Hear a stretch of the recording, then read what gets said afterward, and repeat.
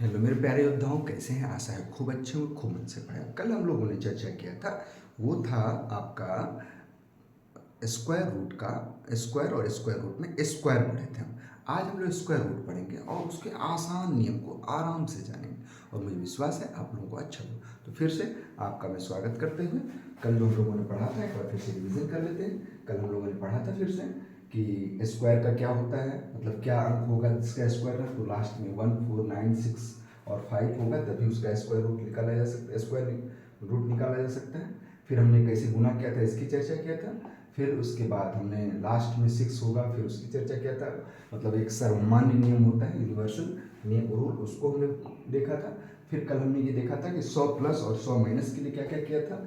फिर उसके बाद हम लोगों ने देखा था, अब हमने एक चीज़ छूट गया था तो मैं सोचा उसको सम्मिलित करके फिर हम लोग आगे बढ़ते हैं, स्क्वायर रूट निकालते हैं। देखिए इस तरह का हो, जब 1 कई बार हो, उसके लिए क्या है कि जितने बार 1 होता है, सपोज करिए 1 3 बार है, तो हम क्रम से लिखते हैं 1 2 3 और फिर घटते हैं 2 1। अब इस तरह इसको देखें, 1 1 1 है, 1 1 है, तो हम क्या करते हैं 1 2 3 4 3 2 1। इसी तरह ये है 1 2 3 4 5 फिर 4 फिर 3 फिर 2। अब जैसे 9 9 का हो तब मल्टीप्लाई करने में क्या करते हैं, इसके लिए आसान नियम है। हम जैसे 9 और 9 का करते हैं, आप लोगों को अच्छे से समझ में आ जाएगा, एक कर लेंगे तो अच्छे से आ जाएगा। तो हम क्या करते हैं, ऊपर जो 99 है उसमें एक घटाते हैं, तो 99 में एक घटाएंगे तो क्या है 98 है। अब इन दोनों को हम इस 9 में से माइनस करें, 9 में से 9 गया 0, 9 में से 8 गया 1। अब इसी तरह देखिए इसको कर लेते हैं 9 9 9। तो हम क्या करते हैं, इसका रूट आसान नियम है, ऊपर वाले में से एक घटाते हैं तो क्या हो जाएगा 9 9 8। और फिर उसके बाद इन सबको इन 9 में से माइनस, 9 में से 9 गया 0, 9 में से 9 गया 0 और 9 में से 8 गया 1। तो इस तरह ये भी कर लेंगे, इसमें से एक घटा देंगे तो क्या हो जाएगा 9 9 9 और ये 9 और ये 8। आप घटा देते हैं तो 0 0 0 0 और 1। तो इस तरह 9 का मल्टीप्लाई करते हैं, ये आपका वैदिक नियम है।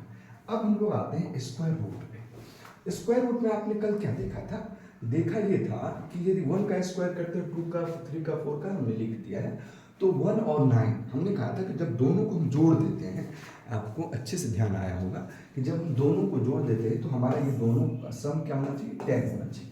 तो 2 8 10 3 7 10 4 6 10 5 5 10। तो 1 और 9 का जब हम स्क्वायर करेंगे तो 1 आएगा, मतलब जिस संख्या के लास्ट में 1 4 9 6 और 5 रहे उसी का हम केवल वर्गमूल निकाल सकते हैं। और ध्यान ये रखना है, यदि 0 हो तो वो पेयर में हो, तभी निकाल सकते हैं। फिर उसके बाद अब हमारे पास कोई क्वेश्चन आएगा, हम लोग क्वेश्चन भी करेंगे, तो आप देखेंगे क्या कि जिस संख्या के लास्ट डिजिट में, मतलब यूनिट प्लेस पे, इकाई अंक के स्थान पे 2 3 7 हो और 8 होगा, 2 3 7 और 8 होगा, उसका वर्गमूल हम कभी भी नहीं निकाल सकते। तो आप देख रहे हैं, अब हम लोग क्या करते हैं, अब वर्गमूल निकालने की विधि क्या है इस पर चर्चा कर लेते हैं। तो पहले सबसे पहले हम जानते हैं कि वर्गमूल का अंक क्या होता है। तो यदि संख्या का अंक जो है 1 या 2 अंक का होगा, मतलब 100 99 तक के अंक का वर्गमूल जो होगा वो 1 अंक का होगा। फिर आप देखते हैं 100 से लेकर के 999 तक, 9999 तक के वर्गमूल का अंक 2 होगा। फिर इसी तरह 99,999 से लेकर के 9,99,999, मतलब 5 से 6 अंक का संख्या होगा तो उसका वर्गमूल का अंक 3 होगा।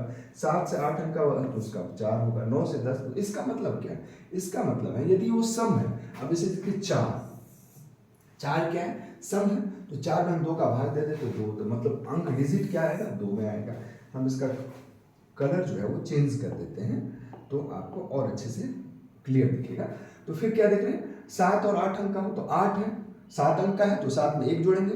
हमने क्या कहा, यदि सम संख्या है, मतलब गिनेंगे इकाई दहाई सैकड़ा ऐसे करके सम गिनेंगे। यदि जैसे 7 अंक का है तो 7 में 1 जोड़ेंगे, 8 8 बटे 2, या 8 है तो डायरेक्ट 2 से भाग दे देंगे तो 4 है। तो मतलब यदि सम संख्या है, सम संख्या मतलब नंबर की काउंटिंग, इकाई दहाई सैकड़ा हजार 10,000 इस तरह करके सम है तो हम 2 से भाग दे देंगे। विषम है 1 जोड़ करके 2 से भाग, तो हमारा कितने अंकों में संख्या आएगा वो ना। अब हम लोग इसको निकालते कैसे हैं वो देखिए। हमारे पास 3 विधि होता है, एक होता है भाग विधि, एक आभार गुणन की विधि, एक अनुमान विधि होता है। अनुमान लगाते हैं और हमारा अनुमान सटीक होता है।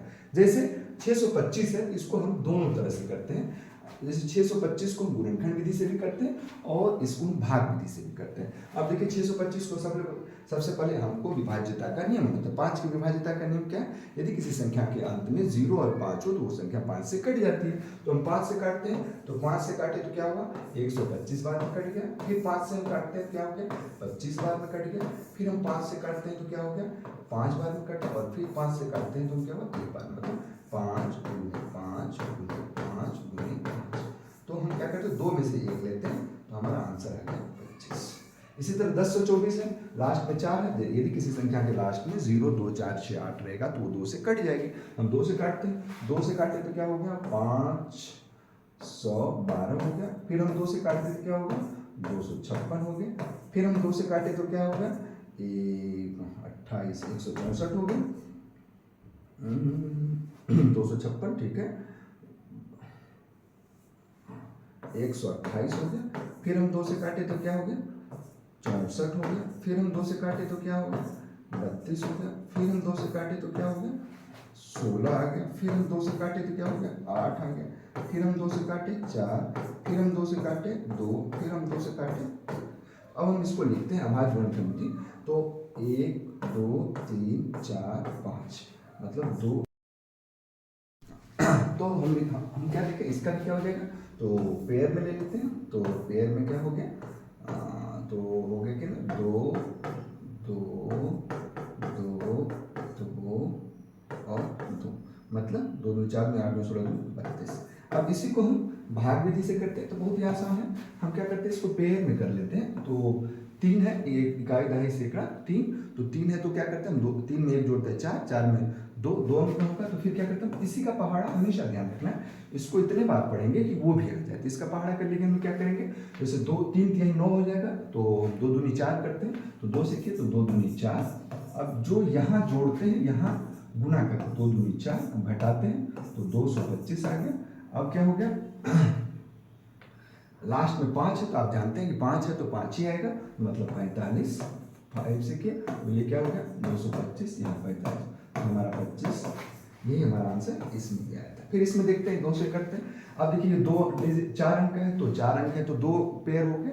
तो हम 3 तिहाई 9, 4 चौके 16 ज़्यादा हो जाएगा तो 3 तिहाई 9 करते हैं, तो 3 3 जा 9, ये यहाँ 6 लिखते हैं और यहाँ 9 लिखते हैं। 124 हमेशा देखते हैं, दो जो है एक साथ उतरते हैं, पेयर में उतरते हैं। तो अब क्या हो जाएगा? 6। अब 6 के बाद फिर हम क्या करते हैं? लास्ट में 4 है तो 4 में होगा तो क्या होगा? हमेशा या तो 8 होगा या 2 होगा। 8 ज़्यादा हो जाएगा तो हम 2 बार में 8 6 48 512 लगभग हो जाएगा। तो हम क्या करते हैं? 2 से देते हैं, यहाँ 2 लिखते हैं, 62 दूनी 24, तो हमारा आंसर क्या आता है? 32। तो ये छोटे के लिए अच्छा है, लेकिन बड़े के लिए, बड़े नंबर के लिए ये ज़्यादा ज़रूरी है। अब हम लोग आते हैं कुछ डेसिमल। अभी हम लोगों ने 3 चीज़ पढ़ा था, भाग विधि। अब हम वैदिक विधि और अनुमान विधि, इसको हम वैदिक विधि से हल करते हैं, जिसके लास्ट में 25 हो, कोई भी संख्या हो 25 हो और डेसिमल में हो, तो उसके लिए हम क्या करते हैं? लास्ट में हम 0.5 कर देते हैं। अब जब लास्ट में 0.5 करेंगे, क्योंकि 5 है तो 5 ही होगा। अब हम क्या करते हैं? इनका आभाज्य गुणनखंड निकाल लेते हैं। जैसे 56 है, 56 को हम क्या लिख सकते हैं? 7 × 8 लिख सकते हैं। तो जो उसमें छोटा होगा उसको लिखते हैं, यही होगा हमारा इसका आंसर। अब जैसे इसमें देखिए 42 है, तो 42 में फिर क्या कहें? 0.5 हम लिख लेते हैं, और 42 है तो हम क्या लिख सकते हैं? 6 × 7, 2 बाद में हम करेंगे। तो 6 7 है, इसमें क्या होगा? छोटा कौन है? 6। अब थोड़ा हम बड़ा वाला देख लेते हैं, 110 है तो हम 11 × 10 लिख सकते हैं। 11 × 10 लिखे तो इसका मतलब क्या हुआ? छोटा इसमें क्या है? 10 है और 0.5। ये हमारा वैदिक विधि है। अब हम जानेंगे अनुमान विधि से कैसे आराम से कर लेते हैं। तो अनुमान विधि के लिए क्या है?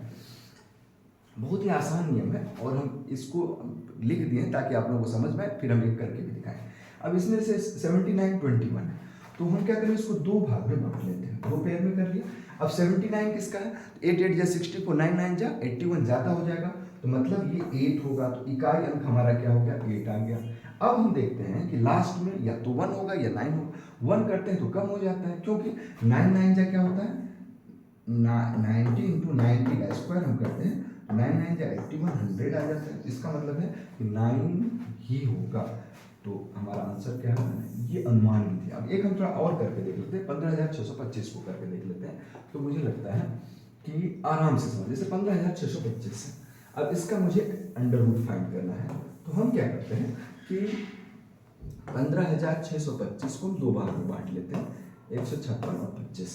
अब 156 के 12 12 144, 13 13 169, तो 12 का स्क्वायर जो है वो 156 और ये 13 से कम है, तो हमारा फॉर्मूला क्या हो गया, 12 हो गया। तो कम लिखते हैं या तो भाग में क्या करते हैं, बराबर या कम लिखते हैं, तो ये 12 हो गया और लास्ट में 5 हो गया। ये हमारा अनुमान होती है। तो अभी तक हम लोगों ने क्या क्या पढ़ा, अभी तक हम लोगों ने पढ़ा अभी तक हम लोगों ने पढ़ा कि यदि रिपीटेशन हो 1 1 का तो फिर हम कैसे इसको गुणा करते हैं, फिर उसके बाद 9 9 हो तब कैसे गुणा करते हैं, फिर उसके बाद हम लोगों ने पढ़ा कि जिसके लास्ट में 1 4 5 6 9 हो उसी का हम वर्गमूल निकाल सकते हैं, और जीरो भी हो तो पेयर में 2 3 7 8 होगा तो उसका वर्गमूल हम नहीं निकाल सकते हैं। फिर उसके बाद हमने बताया कि कितने अंक का होगा तो वर्गमूल का अंक क्या होगा, सम संख्या होगा तो 2 से भाग देंगे, विषम संख्या होगा तो 1 जोड़ के 2 से भाग दे देंगे। फिर हम लोगों ने भाग विधि और अभाज्य गुणनखंड विधि से किया था। भाग विधि बड़े संख्या के लिए ज़्यादा उपयुक्त है। फिर हमने आपको डेसिमल में रहेगा तो कैसे करेंगे उसके लिए बताया था। फिर हम अनुमान विधि बताया था, ये हमारा वैदिक विधि है और इसको हम भाग विधि से भी कर सकते हैं। फिर उसके बाद अनुमान विधि भी हमने बताया था। तो कल जो हम लोग पढ़ेंगे वो हम पढ़ेंगे घन और घनमूल, और मेरी कोशिश रहेगी कि एक ही वीडियो में, छोटी सी वीडियो में आप लोगों को दोनों को समेट दूँ। तो मिलते हैं कल घन और घनमूल को लेकर के, तब तक के लिए डू योर बेस्ट।